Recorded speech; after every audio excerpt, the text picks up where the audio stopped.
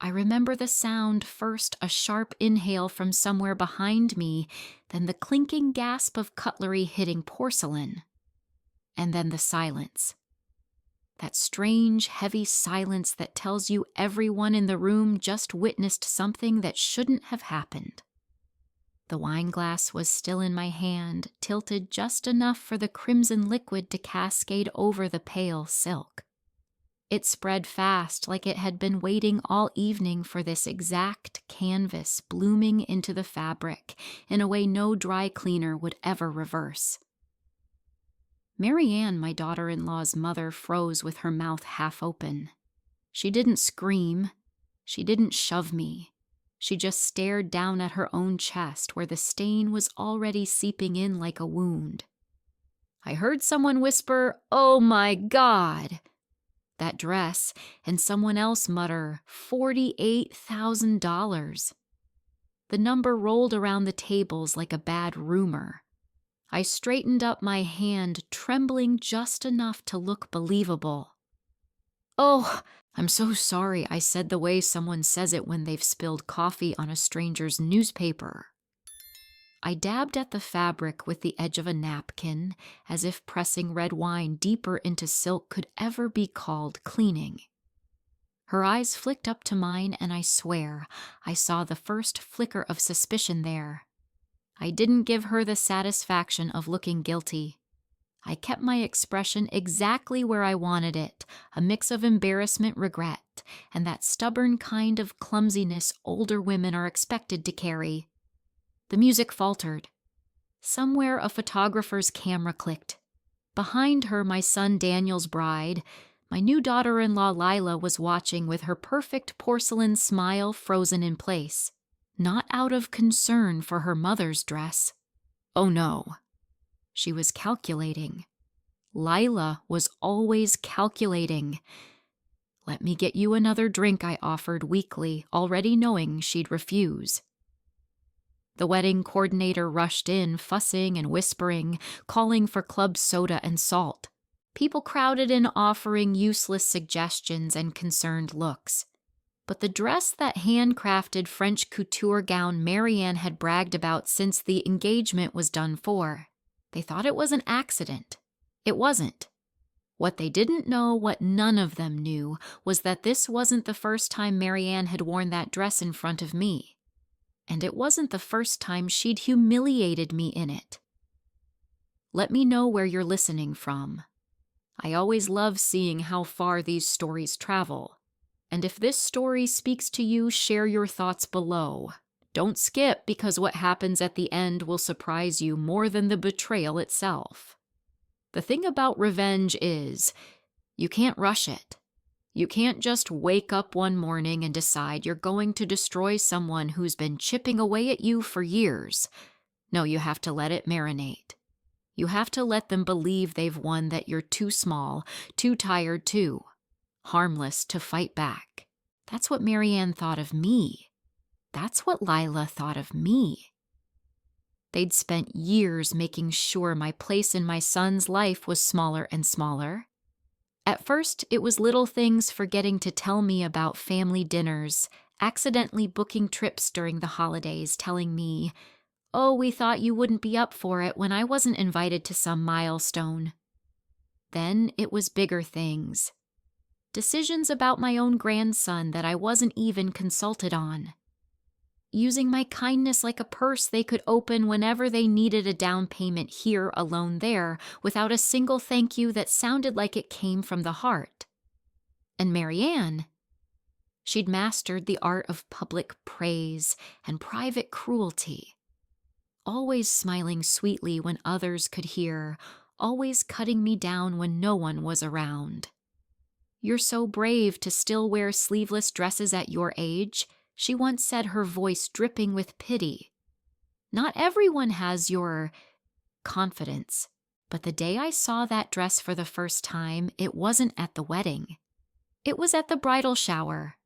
She'd worn it deliberately, sitting at the center of the room like a queen on her throne, letting the light hit every bead, every stitch.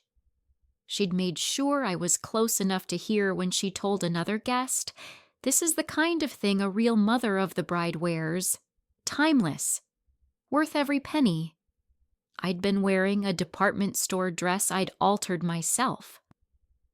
She looked at me, then her lips curling into a smile that said she knew exactly what she'd done. That was the day I decided she'd never wear it again without remembering me. And now here we were, my son's wedding reception, the wine in my hand, the dress before me, the weight of years of humiliation pressing my fingers just enough to let the glass tip. It was the most satisfying accident I'd ever had. Still, I played my part. I apologized again. I offered to pay for the cleaning, though I knew it would do nothing. I pretended to be flustered and awkward until I could retreat to the bathroom, lock the door, and let the smallest smile escape in the mirror. No one knew. Not yet. But this was just the first move. Before everything soured, before I learned how deep a smile could cut my life was warm. Not perfect, no life ever is, but steady. Safe. I had Daniel when I was 22. I wasn't ready in the way the books say you should be, no degree finished. No house bought, just a rented duplex, and a husband who worked night shifts at the paper mill. But from the moment I held him, I was certain of one thing: I would do anything to keep him safe and loved. We didn't have much. Money came in slow and went out faster. But I learned early on that you don't have to be rich to make a home feel rich. I cooked every meal from scratch. I mended his clothes when the knees tore. I read to him every night, even when my eyes felt like lead. We had our little rituals: pancake Saturdays, movie nights on the couch with a blanket that smelled faintly of laundry powder and sunshine.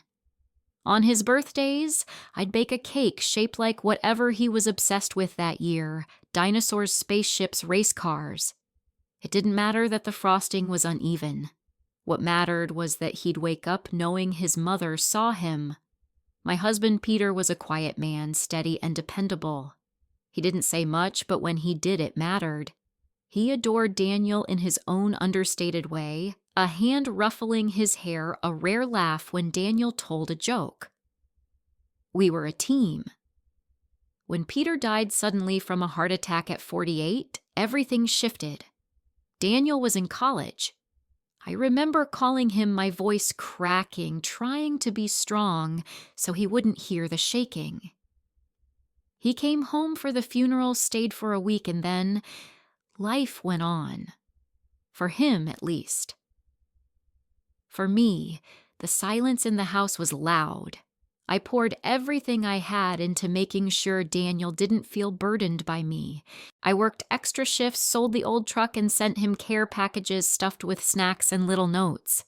When he met Lila, he called me one night, his voice brighter than it had been in years.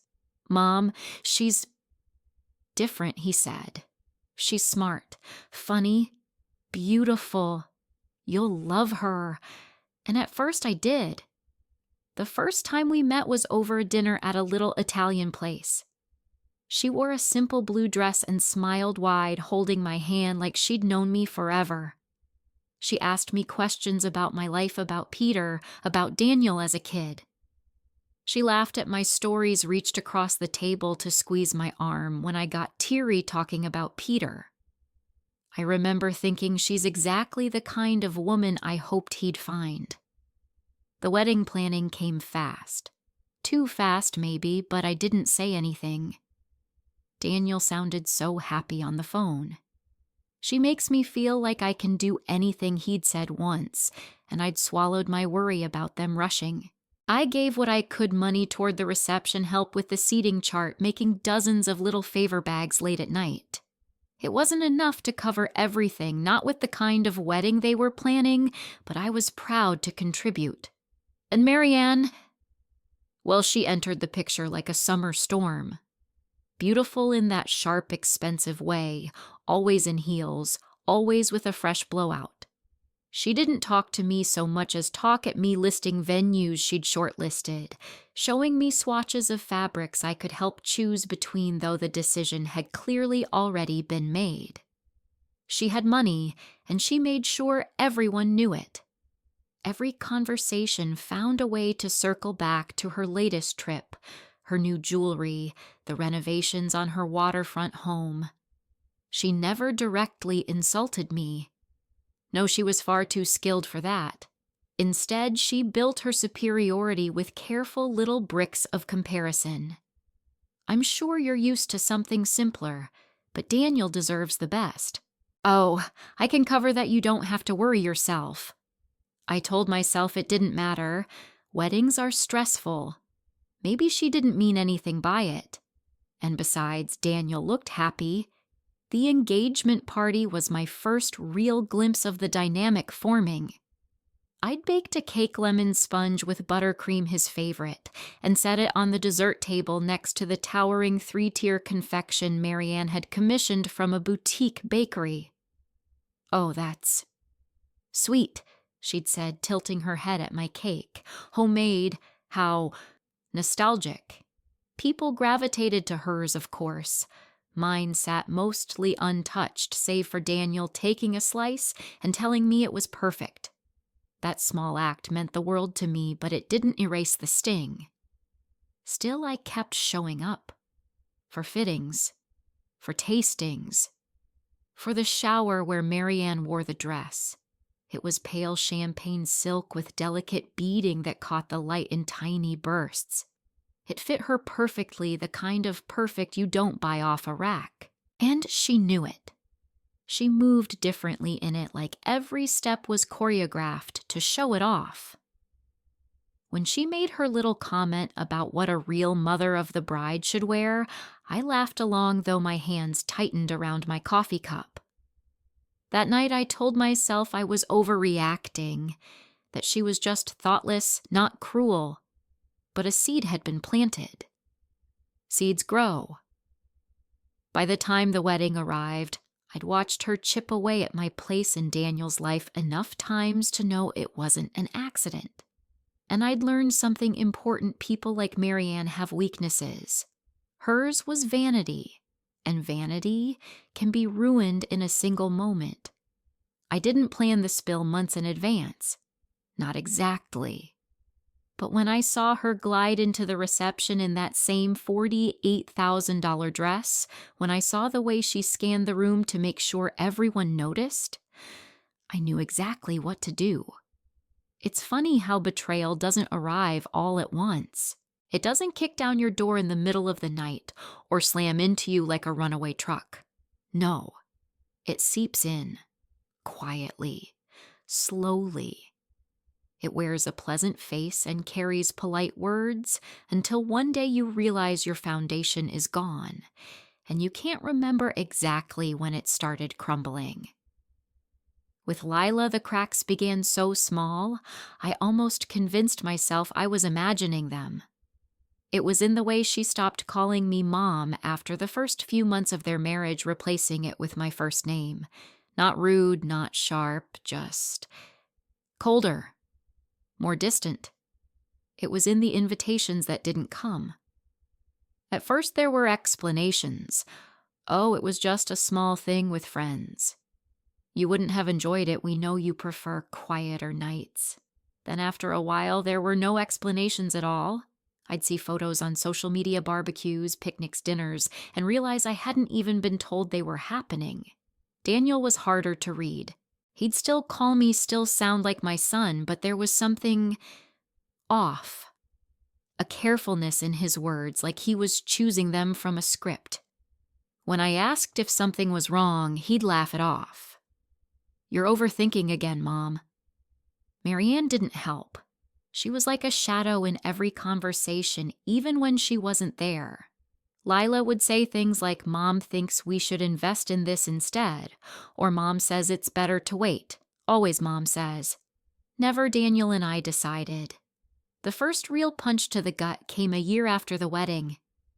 Daniel and Lila bought a house, a sprawling 2-story place with a stone fireplace and a wide front porch. They hosted a housewarming party and I came early to help set up. When I got there, Marianne was already in the kitchen arranging a cheese board that looked like it belonged in a magazine. She barely glanced at me before saying, "Oh, you don't have to worry about bringing anything.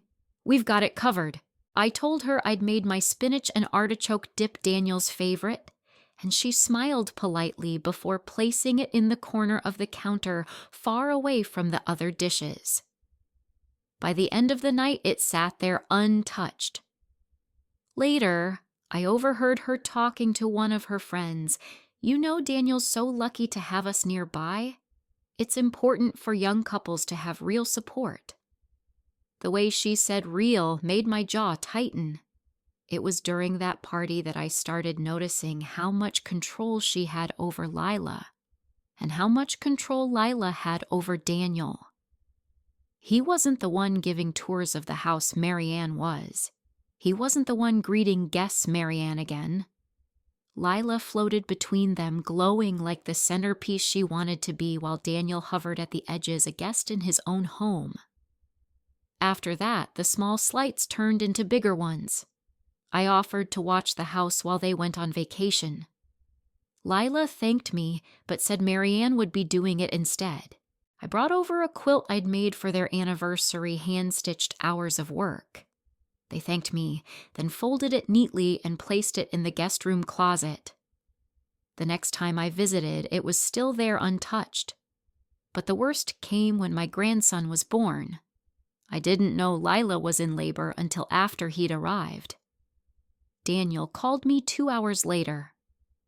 "Sorry, Mom, everything happened so fast," he said, but his voice was strained. I heard Lila in the background saying something I couldn't make out. When I finally got to the hospital the next day, Marianne was already there holding the baby like she owned him. She looked up at me with that same serene, triumphant smile I'd seen at the bridal shower in the dress. "Oh, you made it," she said as if I'd been late on purpose. They took pictures, Marianne cradling him, Lila kissing his forehead, Daniel with his arm around both of them. In all the photos, I was either in the background or cropped out entirely. I drove home that night with my hands clenched on the steering wheel, my chest aching. It wasn't just about the pictures or the dip or the quilt. It was about something deeper. They weren't just excluding me. They were rewriting my place in my own son's life, replacing me piece by piece until I was nothing more than a polite acquaintance. I stopped arguing. I stopped asking questions. I stopped offering help they would only refuse. They thought I was withdrawing out of hurt, and in a way I was. But hurt has a way of sharpening into something else when you let it sit too long. Something colder. I started watching who they talked to, what they spent money on, how often they visited Marianne's house compared to mine. I noticed Lila's fondness for expensive handbags, Marianne's obsession with hosting exclusive dinners, Daniel's distracted expressions when either of them talked too long. I learned their patterns, and I learned their weaknesses. Silence is a strange kind of armor. When you stop defending yourself, when you stop explaining and just let people believe what they want, it disarms them. They expect you to protest, to fight for your place. When you don't, they grow careless. That's exactly what I needed. I began letting invitations pass without question. If they didn't call me for weeks, I didn't call them either. I accepted being left out of group photos, being mentioned only in passing. On the surface, it looked like I was shrinking, retreating into my own little world. Inside, I was sharper than I'd ever been. I kept every text, every voicemail. I jotted notes in a small leather-bound journal I kept in my kitchen drawer. I wrote down things they'd said, things they'd bought, places they'd gone. I even noted who was present at their parties, who they sat beside at dinners, who they excluded besides me. When Daniel mentioned they were tight on money, I wrote that down too. When Lila casually bragged about Marianne helping with some big expenses, I wrote that down. When I learned they'd refinanced their mortgage to pay for renovations, I wrote down the date, the lender, the interest rate. It wasn't spite for spite's sake.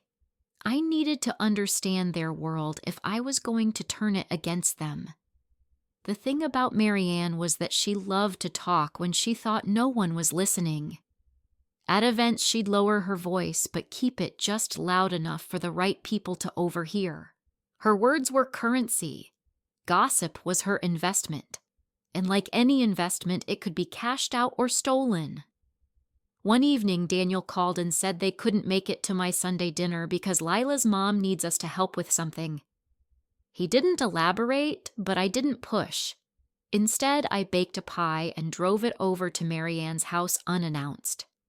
Through her front windows, I saw them all sitting in her dining room, crystal glasses catered food candlelight. Not a family emergency, a dinner party. I stayed in my car long enough to see who arrived late, who kissed her cheek, who handed her envelopes that she slipped into her clutch without opening. Deals were happening there. Not business deals, but social trades, favors, influence, whispered promises. It confirmed something I'd suspected. Marianne's power didn't come from her money alone. It came from her ability to place people in her debt. She lent more than cash. She lent status. And she collected interest and loyalty. But loyalty built on vanity and fear is fragile. A few weeks later, I overheard her at a bridal boutique where I'd gone to pick up a gift for a friend. She was talking to another woman, voice dripping with pride.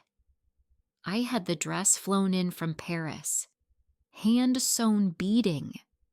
$48,000. Worth every cent. She wasn't talking about a new dress. She was talking about the dress. The one from the shower. The one I'd seen in her closet at a glance when I used her bathroom once. The one she'd worn again for another gala 6 months later because Marianne wasn't wasteful, not with her treasures. That was when my patience crystallized into a plan. I knew Marianne's obsession with appearances was her softest point. The dress was more than clothing to her, it was a crown. Proof of her superiority. Destroying it wouldn't just be about fabric and wine stains. It would be about taking away her favorite weapon. But timing mattered. It couldn't be random. It couldn't be obvious. It had to be in a moment when she felt untouchable, when her guard was down, when everyone was watching. The perfect opportunity came with Daniel and Lila's 2nd anniversary announcement, a vow renewal ceremony, small and intimate, but still at a rented garden venue with champagne fountains and a live quartet. Lila wanted her mother to wear the dress again. I knew because I overheard her telling a friend at a cafe, "Everyone remembers Mom in that dress. It's like part of our family's image now." Family's image. Not ours, theirs. So I waited. In the weeks leading up to the event, I made myself useful again. I offered to help with errands, babysit my grandson, even cook for their smaller gatherings. I was the picture of cooperative warmth. Marianne barely noticed. She was too busy basking in the glow of her own reflection. I didn't tell anyone my thoughts. Not even the friend I sometimes vented to about those women. This was my game, and secrets stay sharp only when kept alone.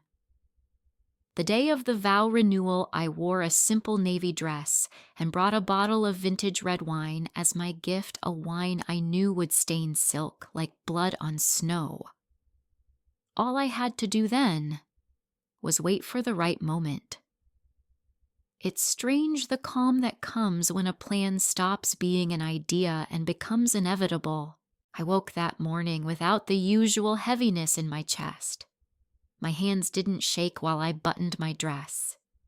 I didn't feel the dull ache in my knees the way I usually did. I suppose anticipation can dull the body's complaints. The vow renewal was set for late afternoon, but I arrived early under the guise of helping arrange the flowers. The garden venue was stunning arched trellises woven with white roses, a small fountain in the center round tables dressed in ivory cloths. I placed my gift on the designated table near the entrance, the wine. The bottle glinted in the sunlight, its deep garnet liquid catching the light like a secret. Marianne arrived 40 minutes later, sweeping into the space like she owned it. Her hair was pinned high pearls at her ears, and the dress? Oh, the dress was exactly as I remembered. Champagne silk beading that winked at the sun, hugging her figure like it was stitched just for her. She made a slow circuit of the venue, greeting people like royalty. She kissed cheeks, accepted compliments with practiced modesty, and made sure she stood where the light favored her. I stayed in the background, pouring champagne into glasses, smiling when people glanced my way. Invisible enough to be ignored, present enough to see everything. When the ceremony began, I took a seat near the back. Lila's voice trembled with emotion as she read her vows. Daniel smiled, though his eyes darted once or twice toward Marianne, as if checking her reaction. They kissed. The guests clapped. And then the party began in earnest. There's a particular kind of chaos in those first 20 minutes after a ceremony ends, photographers calling for poses, servers weaving through with trays, guests drifting toward the bar. That chaos is fertile ground for small, unnoticed movements.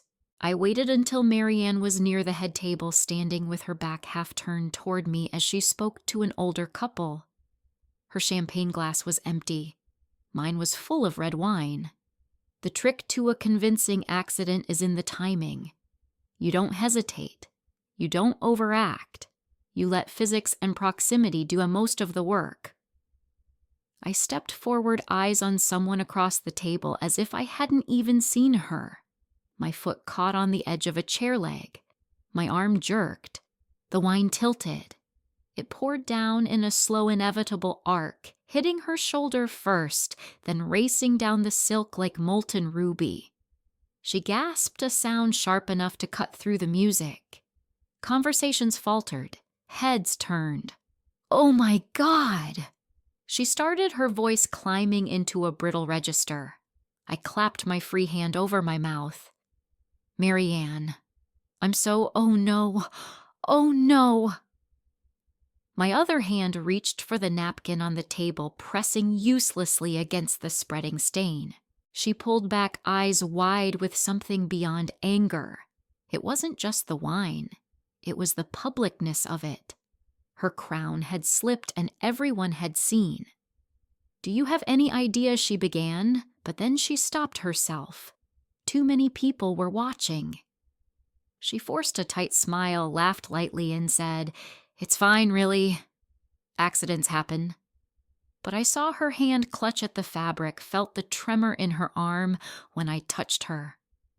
Lila rushed over, horror painted across her face. "Mom, oh my God, the dress," I stammered. "Apologies, offered to pay for cleaning, offered to replace it if it came to that." All of it sounded absurd, of course. We both knew the dress was beyond saving. Servers came with seltzer water and towels. Marianne insisted she was fine, but her shoulders were stiff, her smile forced. The beading caught the light differently now, dulled by moisture, darkened by wine. She left for the restroom with Lila trailing after her. I stayed where I was, sipping what remained of my wine. People glanced at me, some with sympathy, some with that barely hidden delight that comes when perfection stumbles. In a room full of Marianne's carefully cultivated admirers, there were cracks. An older woman leaned toward me and whispered, "Don't feel bad. She had it coming." I didn't ask what she meant. When Marianne returned, the dress was still damp. She carried herself as though nothing had happened, but she didn't move through the crowd with the same easy grace. She stayed seated more often, let others come to her instead of drifting like a queen among her subjects. It was subtle, but I could feel it, the first fracture in her armor. And that was all I needed, because this wasn't about the dress alone. This was about planting something in her mind, the idea that I was not as harmless as she believed, that accidents might not always be accidents. She didn't know it yet, but the wine was just the beginning. After the spill, life didn't change overnight. That's not how unraveling works. The most destructive cracks are the ones that spread quietly under the surface until the structure is already failing. For a few weeks, Marianne pretended nothing had happened. She still posted photos of herself at charity luncheons, still wore her diamonds like they were an extension of her skin. But I noticed something different in her eyes. Whenever we crossed paths, a flicker of wariness, a pause, before she smiled. It was enough. I didn't reach out to Daniel or Lila during those weeks. I let the silence grow. When they finally called, it was to invite me to my grandson's second birthday party. The theme was storybook animals, and the house was decorated with pastel balloons and paper garlands. I arrived on time, gift in hand, only to notice Marianne's absence. Lila explained a little too casually, "Mom's not feeling up to it today." Daniel, ever the peacekeeper, added, "She's just been busy with some things." That some things turned out to be a canceled appearance at a high-profile fundraising gala. I knew because one of Marianne's so-called friends, Elaine, told me in a hushed voice while we were waiting for cake. "She didn't show and the rumors started flying," Elaine said. "Apparently there was a wardrobe issue." I could imagine it. Marianne staring at the wine stains that even the best cleaners couldn't remove, trying to find something equally impressive to wear. And failing. It was a small victory, but it made me watch more closely. The next crack came from Lila herself. One afternoon while I was at the grocery store, I saw her in the wine aisle with a man I didn't recognize. She was leaning in close, laughing the way she used to laugh with Daniel in the early days. They didn't notice me, or maybe they did and didn't care. I didn't tell Daniel. Not yet. But I made a note in my journal, Lila, tall man, black coat, grocery store, 3:17 p.m. Information is a weapon. You don't swing it around carelessly. You keep it sharp hidden until the right moment. Meanwhile, Marianne's world began to shift. I heard whispers that she'd been left out of a luncheon she used to host annually. A younger, flashier socialite had taken her place. Someone mentioned that her generosity had dried up lately. She was less willing to cover costs or lend money. That caught my attention. Money was Marianne's lever. If she was pulling it back, it meant one of two things: she was losing it, or she was hoarding it for something she couldn't share. I started attending the same charity event she went to. Not to mingle, I wasn't there for new friends. I was there to listen. People say too much when they're holding a glass of champagne and believe no one important is paying attention to them. From those overheard conversations, I pieced together that Marianne had been dealing with a quiet but significant financial hit. Something about a failed investment, possibly tied to a friend who'd skipped the country. The details were vague, but the tone was consistent pity mixed with schadenfreude. I didn't need to know the exact numbers. All I needed was to confirm that the woman who once bragged about flying to Paris for fittings was now calculating the cost of her appearances. Around the same time, I noticed Daniel seemed restless. He called me more often, though never for long. He'd ask how I was, then fall into silence like he was trying to say something else but couldn't. When I asked if everything was okay, he always said yes. But the pauses grew longer. One evening after a particularly awkward phone call, I sat in my living room and thought about the years I'd spent trying to defend my place in his life. It hit me then the reason Marianne and Lila had been able to push me out so easily was because I'd been playing on their field. Trying to meet them in their world of social favors, curated appearances, and status games. I couldn't win there, but I could make them lose. To do that, I didn't need to outshine them. I needed to dim the light they depended on. And the fastest way to dim someone's light is to let them burn themselves out.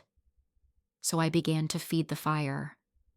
When I heard Marianne had been excluded from an event, I mentioned it to someone I knew would repeat it, but with just enough of a twist to make it sound like she'd chosen not to go because it wasn't worth her time. That way it sounded like arrogance instead of loss. Arrogance alienates people faster than pity ever will. When I saw Lila buying another expensive handbag, I made sure Daniel overheard me asking her, "Did you ever find out what happened to the last one you bought?" Her face froze for a second before she laughed it off. Daniel didn't comment, but I caught the slight furrow in his brow. Small things, barely noticeable on their own. But small things accumulate. By the time spring turned into summer, Marianne's once steady orbit of admirers had shrunk. Invitations came less frequently. Lila seemed more on edge, her voice sharper with Daniel in public. Daniel himself looked tired, like the weight of his home life had doubled without warning. The dress was long gone, but its destruction had been the first domino, and I had plenty more lined up. Confrontation is an art. People think it's about shouting, about making your words land like blows. But that's not confrontation, that's just noise. Real confrontation is quiet. It's the moment you step into someone's space, not to scream, but to place a truth in front of them so heavy they can't walk away from it. It was Daniel who called me, not Lila, not Marianne. "Can we talk?" He said, his voice low, like he was making the call from another room so no one could hear. Of course, I said, as if my heart wasn't already picking up speed. We agreed to meet at a small park halfway between our houses. It was a cool afternoon, the kind of day where the air smells faintly of cut grass. He was already sitting on a bench when I arrived, his elbows on his knees staring at the ground. He looked older than 32, not in the gray hair wrinkled kind of way, in the worn way. When he finally looked up, his eyes were tired. "I don't know what's going on anymore," he said. I sat beside him, giving him space. "What do you mean?" He rubbed his face. "I feel like I'm losing track of who's actually on my side. Lila's stressed all the time, Moms." He stopped himself, then corrected Marianne's and sighed. I don't know. She's always in the middle of everything." I let the pause stretch before I spoke. "Daniel, do you feel like you're making your own decisions?" His head jerked slightly, like I'd hit too close to something. "Of course I am." "Really?" I kept my tone even, not accusing, not sharp. Just curious. "When's the last time you made a decision about anything important without checking with Lila or Marianne first?" He didn't answer right away. His jaw shifted. "That's just how we do things. We're a team. Teams share power," I said softly. "They don't hand it all to one player." He leaned back against the bench, looking away. "You've never liked them." "That's not true," I said. "I liked Lila when I first met her. I even tried to like Marianne. But I've watched them, watched how they speak for you, how they decide for you, how they make you believe it's all for your own good." Daniel's mouth tightened. "You're reading too much into things." I almost laughed, but I didn't. "You said you wanted to talk." "I'm talking." Silence again. A bird landed in the grass near our feet, tilting its head at us like it was listening. Finally, he said, "I don't know if I can see it the way you do."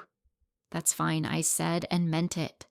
"You don't have to believe me right now, but I want you to start watching. Really watching. Pay attention to who benefits from the choices you make. See if you notice a pattern."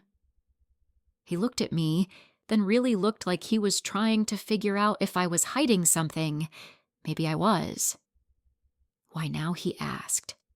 Why bring this up now? Because the timing was right. Because Marianne's social standing was slipping. Because Lila's spending was becoming harder to hide. Because the little fractures in their perfect picture were finally visible. But I didn't say any of that. Because you called me, I said, simply.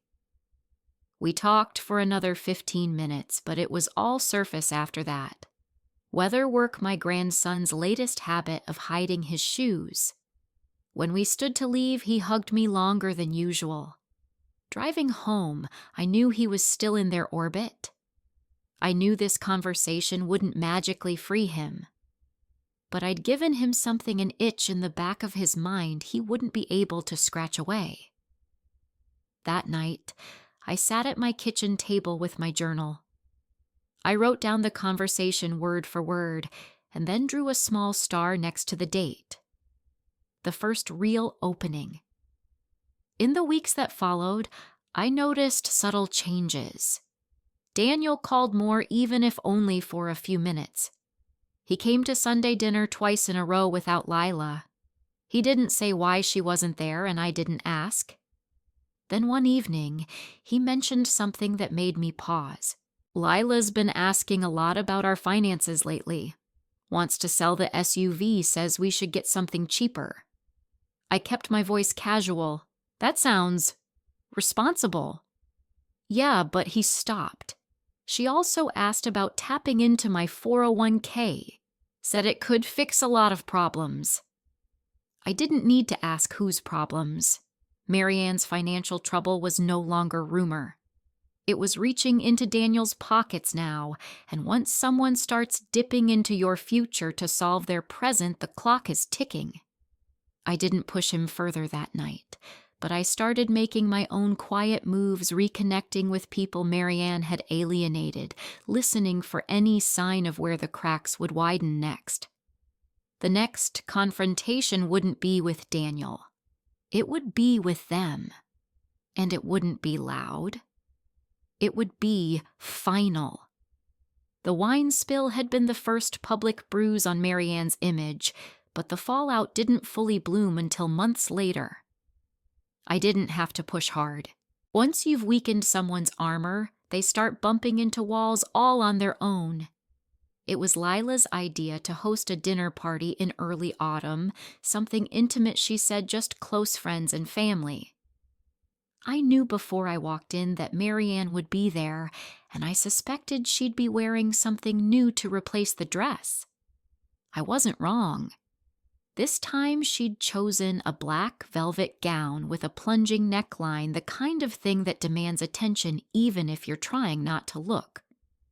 But I noticed the difference immediately. It was expensive, yes, but not couture.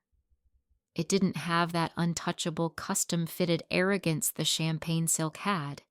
It was a performance piece, not a crown. The evening started well enough, clinking glasses, polite laughter, the smell of rosemary chicken drifting in from the kitchen. But somewhere between the main course and dessert, the conversation shifted.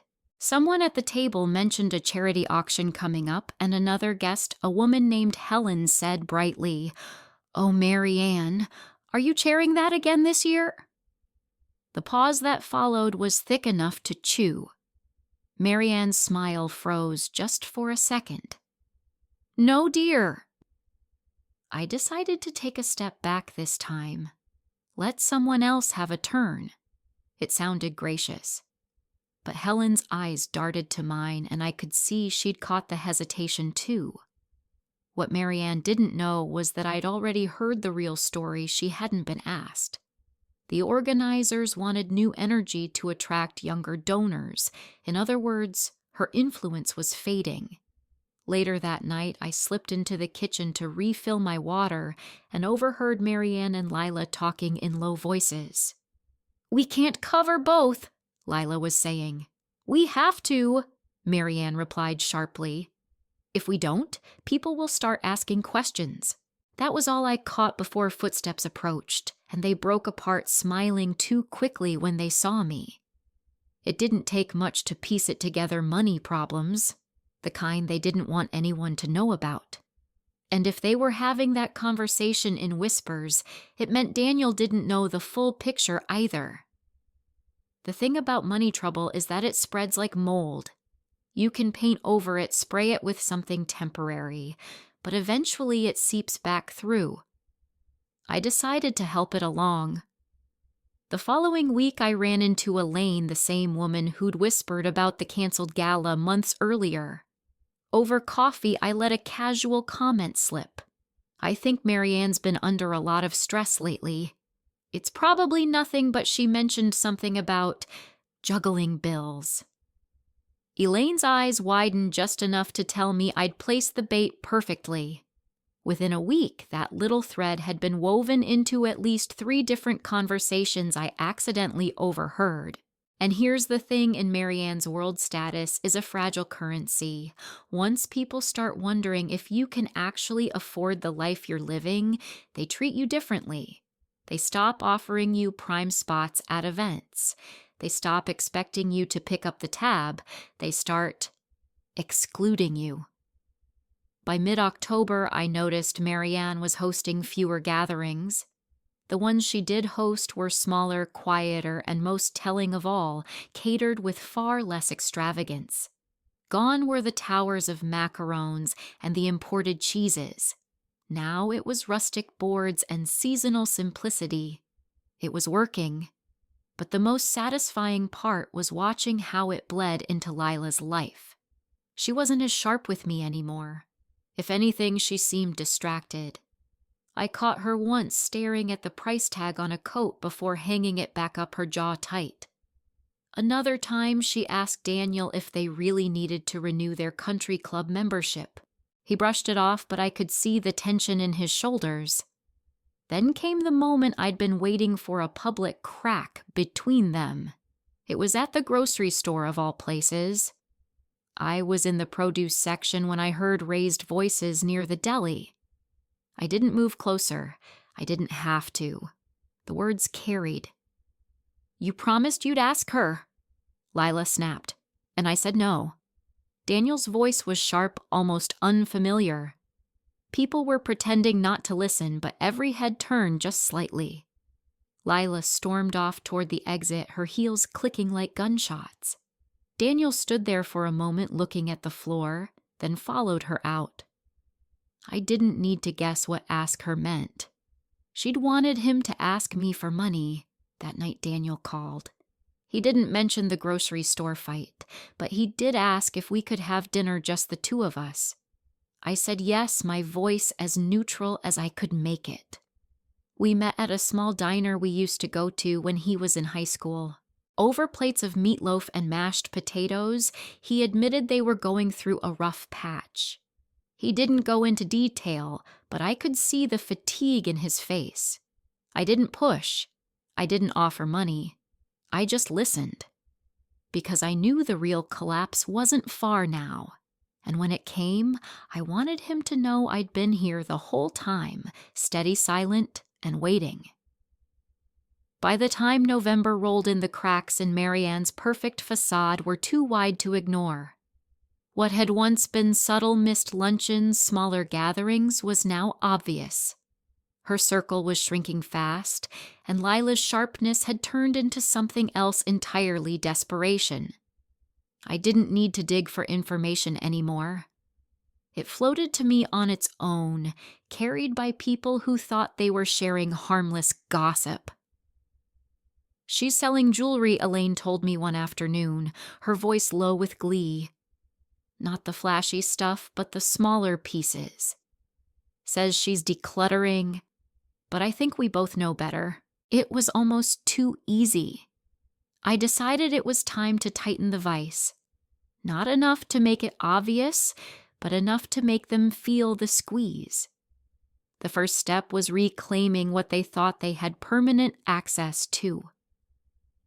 Years earlier, I'd lent Daniel and Lila the use of a small storage unit I'd been paying for.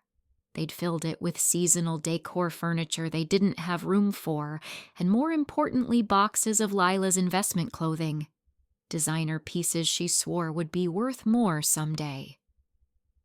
I sent Daniel a polite text. "I'll be clearing out the storage unit next month. Please make arrangements to move your things by the 15th. He called within the hour. "Mom, is everything okay?" "Everything's fine," I said warmly. "I've just decided to close it. No sense in paying for space I'm not using." There was a pause then. "We'll figure it out."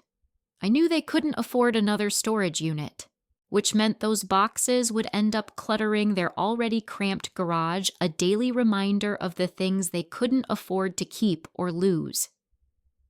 Next, I pulled back on the small casual loans I'd been making without much thought.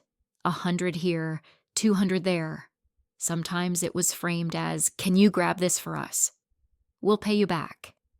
They never did. I'd stopped keeping track years ago. So when Lila asked if I could spot her for the catering deposit on a holiday party she was hosting, I smiled and said, "I'm afraid I can't right now. Things are a little tight." Her surprise was immediate and unguarded. "Oh, well, okay." That single refusal planted something important, the idea that I wasn't a reliable safety net anymore. But the biggest move came quietly through the only piece of real leverage I had over Marianne, a property we co-owned. Years ago, Peter and I had invested in a small vacation cabin with 2 other couples, one of them being Marianne and her late husband. After his death, she kept her share, but it had always been me doing the maintenance, paying the taxes on time, handling the rentals. She liked having her name on it without having to lift a finger.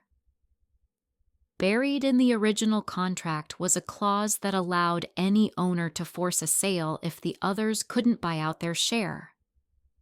Marianne either didn't remember it or didn't think I'd ever use it. I called the other co-owners and floated the idea of selling. Both were on board immediately. The market was hot, and the cabin was worth 3 times what we'd paid. That left Marianne. When I sent her the formal notice, her reaction was immediate. She called me voice high and clipped. "This isn't a good time, and you know it." "I think it's the perfect time," I said evenly. "It'll be a great return for all of us." "I can't buy you out right now," she snapped. "That's fine," I said. "Then we'll sell and split the profit." The profit would be good, yes, but that wasn't the point. The point was taking away a piece of property she liked to mention as part of her portfolio. Without it, she looked smaller, less established, and she knew it. By early December, the signs of strain were everywhere. Lila had started selling clothes online. I recognized some from the storage unit. Daniel stopped mentioning dinners out or weekend trips. Marianne was suddenly too busy for even the smaller parties she used to love. That was when I started hearing from people I hadn't spoken to in years, mutual acquaintances who'd once been firmly in Marianne's corner. They'd call or message with some variation of, "Have you talked to her lately? She seems different." I'd keep my voice neutral, just enough to feed the curiosity without confirming anything. "I'm sure she's just going through a rough patch," but I could see it in their eyes when we met in person. They were already pulling back from her. In their world, weakness wasn't supported, it was avoided. The squeeze was working. Daniel hadn't connected all the dots yet, but he was starting to. At dinner one night, he mentioned they'd been arguing about money. I kept my face calm and simply said, "That's hard. I hope you're both able to figure it out." Inside, I knew exactly where this was heading. When the breaking point came, it wouldn't be Marianne or Lila who called me first. It would be Daniel. By Christmas, the air around Marianne had changed. It wasn't just the smaller guest lists or the more modest outfits. It was the way people greeted her, now polite, but with a flicker of distance, like they were hedging their bets. The woman who once commanded a room now had to work to keep a conversation going. I didn't need to do much. I'd already put the wheels in motion. Now I just had to watch the momentum carry her forward. Lila, however, wasn't built for decline. I could see it eating at her every time I saw her. She'd been raised in her mother's world where image was currency, and you never let a crack show. But now the cracks were all she had. The first real public sign of trouble came at the New Year's charity gala. In the past, Marianne would have been at the center of it all, her dress the most expensive in the room, her table the loudest and most envied. This year, she and Lila arrived late, and their table was tucked into a corner. They still dressed well, of course, but not in the same way. Marianne's gown was a deep burgundy lovely, but off the rack. Lila wore something that might have been last season, and for the first time since I'd known her, she didn't seem entirely comfortable in it. I caught them scanning the room more than once, as if looking for someone to acknowledge them to pull them into the center. But the center no longer belonged to them. That night, while everyone was distracted with the auction, I overheard Marianne talking to a man I didn't recognize. Her voice was low but urgent. I just need a little more time. I'll have it by spring. He didn't look convinced. A few days later, Lila posted a photo on social media, just her and Daniel at home, with their son the caption, something about cherishing the little things. It looked sweet on the surface, but I noticed what wasn't there. No holiday trip, no fancy dinner, no elaborate party. The silence around Marianne's name grew louder with each passing week. She wasn't on any of the winter committee lists for local events. Her name didn't appear in the society pages. Even Elaine, who used to praise her like she was royalty, now spoke about her with a slight frown. I just don't know what she's doing these days. Then came the luncheon in February. It was one of the few she still attended, hosted by a longtime acquaintance who either hadn't heard the rumors or was too polite to care. I wasn't invited, of course, but I didn't need to be. 2 different people told me afterward about the same moment, Marianne reaching for the check at the end of the meal, as she always did, and then hesitating. She laughed it off, saying she'd left her card in another purse, and someone else covered the bill. It was nothing dramatic, but it was exactly the kind of thing people remembered. Around this time, Daniel started calling me more often. He didn't always talk about money, but when he did, it was in a way that made me think he was finally starting to connect the dots. It's just a lot he said one night. Every time I think we're caught up, something else comes up. Lila says it's all temporary, but he didn't finish. I didn't push him. I knew better than to corner him. He needed to arrive at the truth on his own to feel the difference between my steadiness and their chaos. In March, I saw the clearest sign yet that Marianne's empire was collapsing. She canceled her spring garden soiree. It had been her signature event for nearly a decade, the thing people associated her name with. She said it was because so many people were traveling, but I knew the real reason. Without the money, without the influence, it would be a pale imitation of what it used to be. And Marianne didn't do pale imitations. Lila was unraveling faster.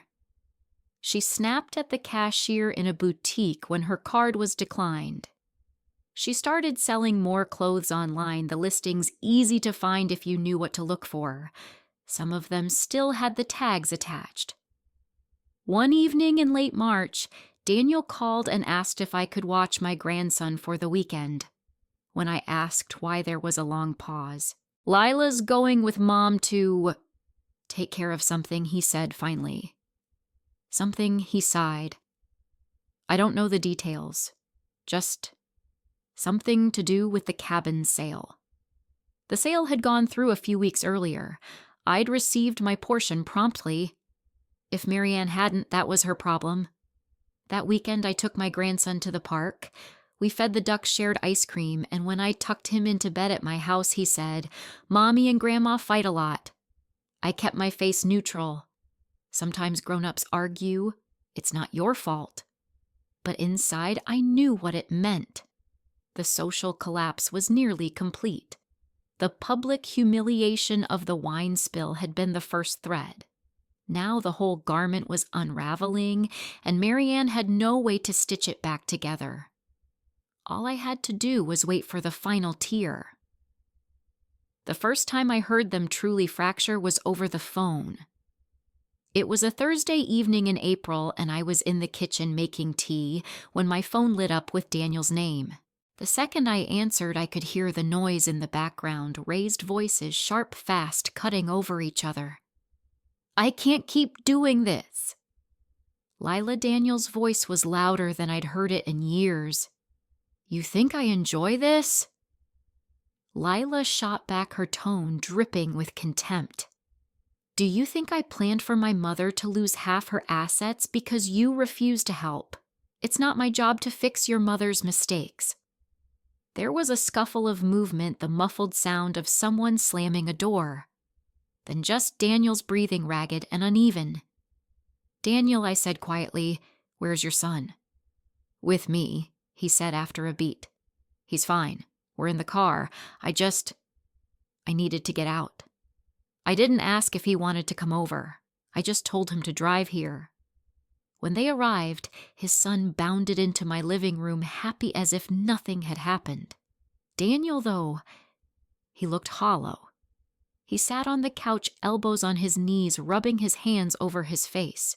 "She's been pushing for me to take out a loan," he said finally. "A big one. Says we can use it to reset everything.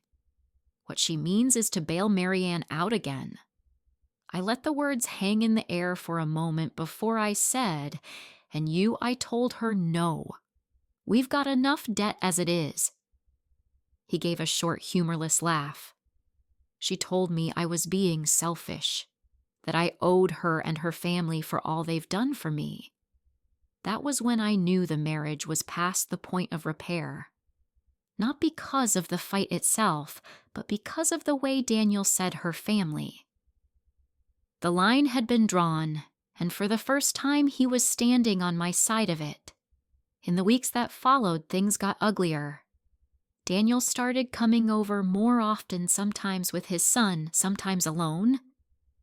He didn't always talk about the arguments, but I didn't need him to. His tired eyes and short fuse told me enough. Then one Saturday morning, while my grandson was coloring at the kitchen table, Daniel said, "She told me I'm turning into you." I raised an eyebrow. "And what's that supposed to mean, that I'm cold? Calculating? That I hold grudges?" I stirred my coffee slowly. "And how did you respond?" I told her maybe she's right. We both knew what he meant. The final blow came in May. Daniel showed up at my door with a manila envelope in his hand. Inside were bank statements, credit card bills, and most damning of all, a letter from a lender addressed to both him and Lila. A letter he'd never seen before. "She took out a line of credit in my name," he said flatly. "Forged my signature. I only found out because they're calling about late payments." I felt a slow, steady heat rise in my chest. "What are you going to do?"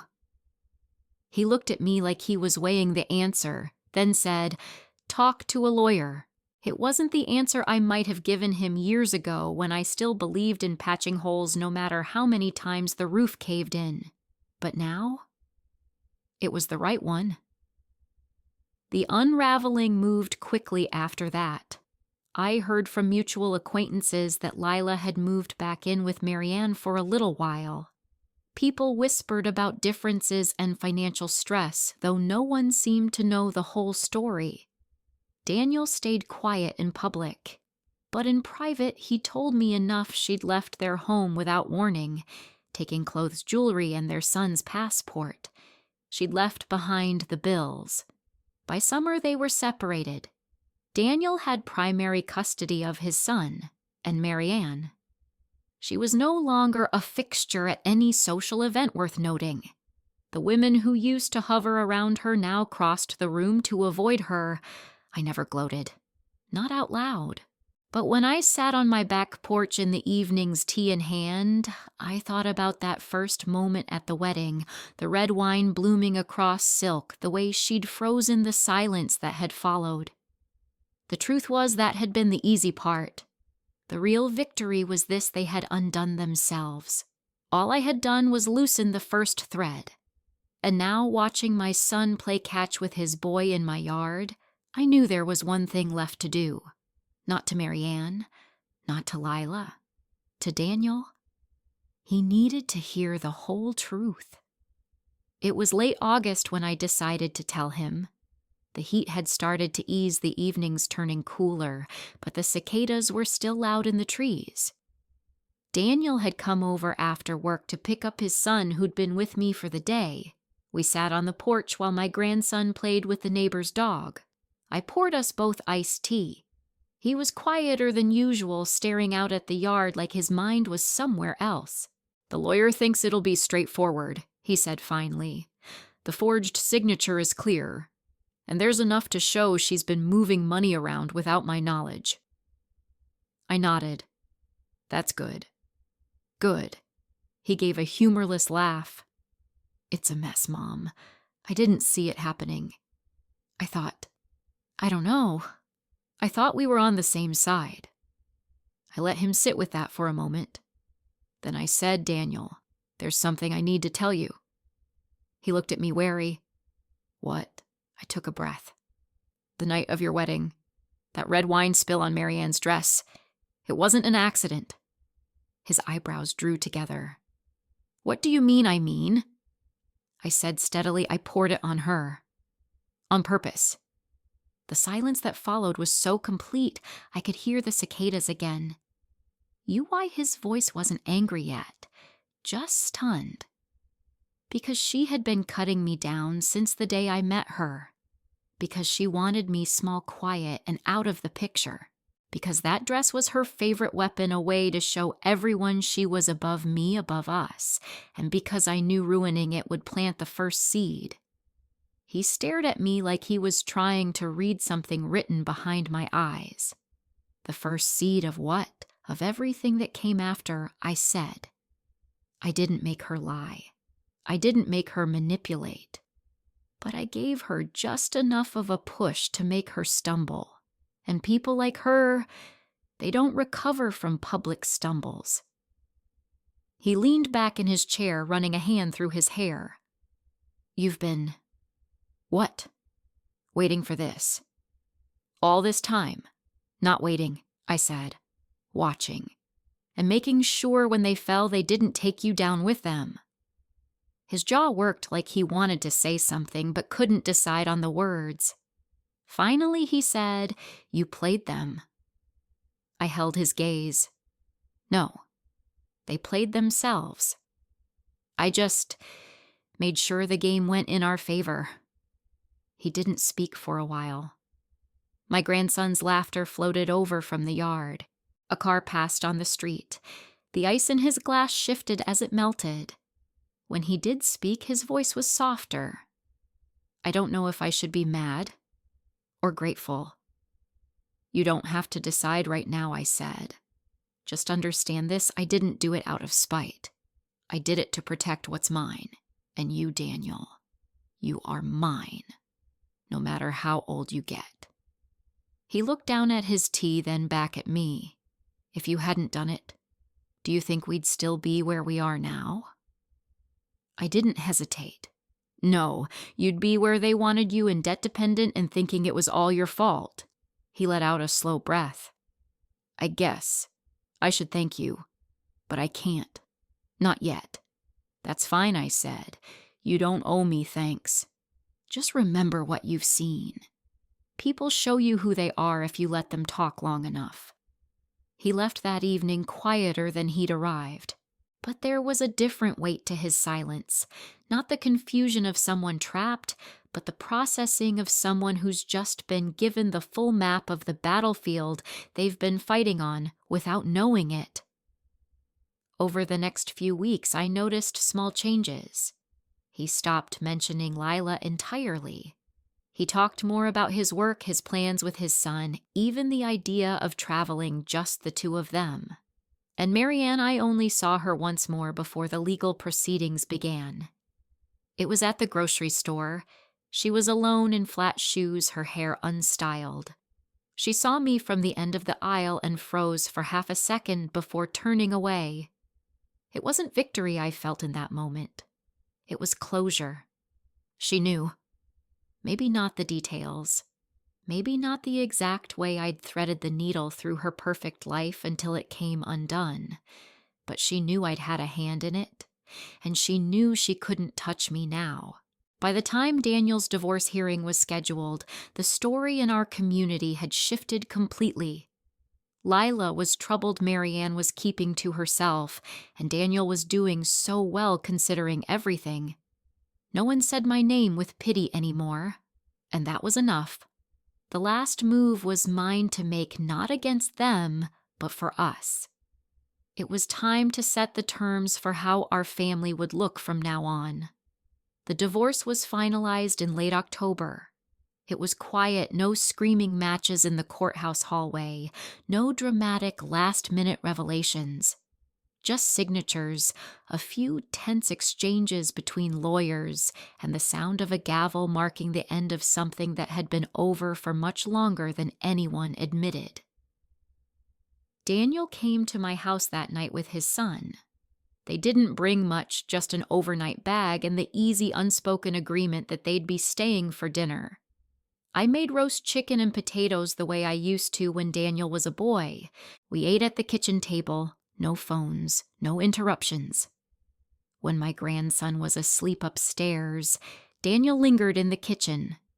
He stood by the counter for a while, running his hand over the grain of the wood like he was tracing old memories.